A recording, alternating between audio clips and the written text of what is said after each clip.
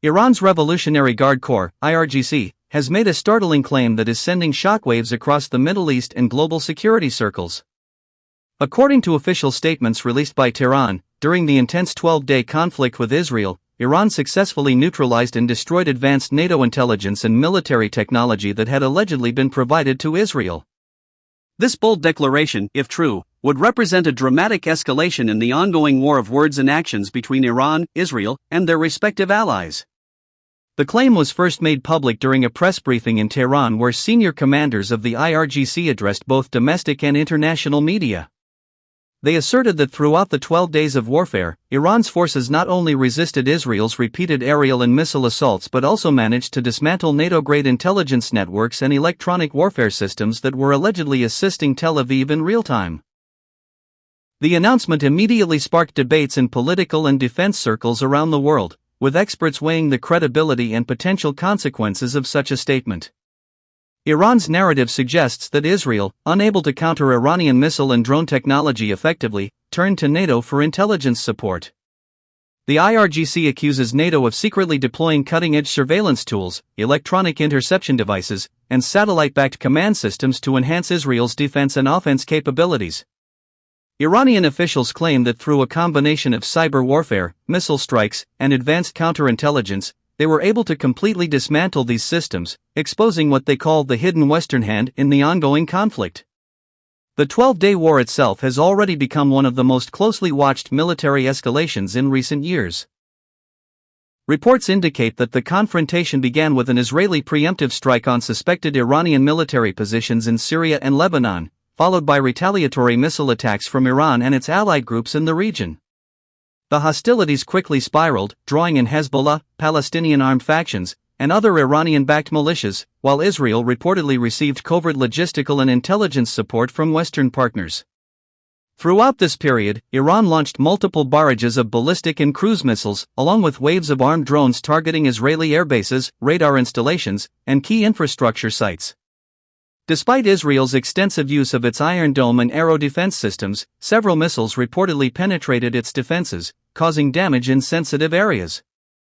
Tehran now claims that this success was partly due to its ability to paralyze NATO-linked electronic warfare and surveillance technology.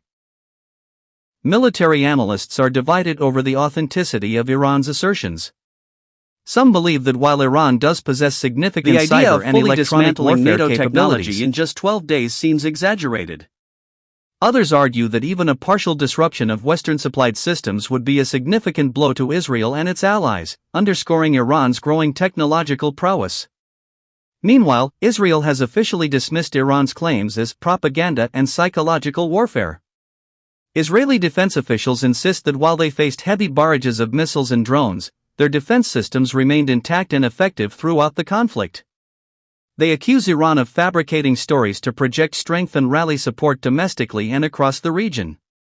NATO has also declined to comment directly on Iran's allegations, with alliance representatives stressing that NATO as an organization is not militarily engaged in the Middle East conflict. However, they did not deny that individual member states could have shared intelligence with Israel. The political implications of this claim are enormous. Iran's leadership has used the alleged victory as a rallying cry, presenting it as proof that Western military supremacy is no longer guaranteed.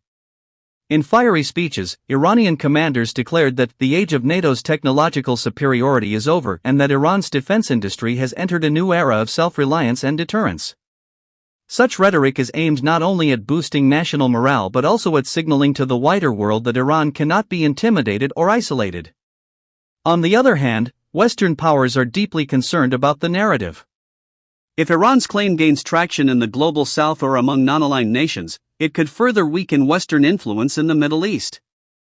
Countries already skeptical of NATO's role in regional conflicts may view Iran's announcement as evidence of Western overreach being successfully resisted. This could embolden Iran's allies and complicate US-led efforts to contain Tehran's influence.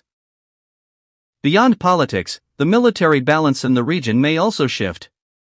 If Iran has indeed advanced its electronic warfare capabilities to the point of neutralizing NATO-supported technology, then Israel and its allies will need to rapidly adapt. This could mean increased military spending, new defense collaborations, or the development of next-generation countermeasures. At the same time, Iran is likely to leverage this narrative to boost arms sales to partners and allies, presenting itself as a proven alternative to Western defense systems. The humanitarian impact of the 12-day conflict has also been severe. Reports from Gaza, Lebanon, and parts of Israel indicate hundreds of civilian casualties, large-scale displacement, and significant infrastructure damage. While Iran and Israel trade accusations of aggression, ordinary people across the region are paying the heaviest price. Aid organizations are struggling to provide relief in areas devastated by missile strikes, power outages, and shortages of food and medical supplies.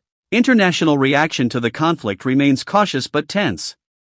The United Nations has called for an immediate cessation of hostilities, warning that the fighting could escalate into a regional war involving multiple states. Russia and China, meanwhile, have criticized Israel's strikes and expressed sympathy for Iran's position, while Western countries have reaffirmed their support for Israel's right to defend itself.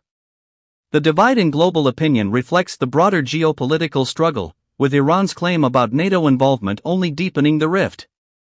As the dust settles, one thing is clear: the war of narratives is as critical as the war on the ground. Iran's assertion that it dismantled NATO technology may or may not be fully accurate, but it is already shaping perceptions and fueling new tensions. Whether seen as propaganda or a genuine breakthrough, the statement underscores the high-stakes nature of the Middle East's ongoing conflicts, where military, political, and psychological warfare are all intertwined. Looking ahead, analysts warn that the situation remains fragile. Israel is unlikely to let Iran's claims go unanswered, and further clashes could erupt in the near future. Meanwhile, NATO members may feel pressured to either clarify their role or quietly enhance support for Israel to maintain deterrence. For Iran, the episode represents an opportunity to project strength and resilience, reinforcing its image as a regional power capable of standing up to both Israel and the West. In conclusion, the Iranian Revolutionary Guard Corps' bold declaration has set off a storm of reactions worldwide. Whether fact or fiction, it highlights the intensifying rivalry between Iran and Israel and the growing involvement of global powers in the conflict. With the Middle East already on edge, the claim that NATO's intelligence and technology were neutralized raises profound questions about the future of warfare, alliances, and security in one of the world's most volatile regions.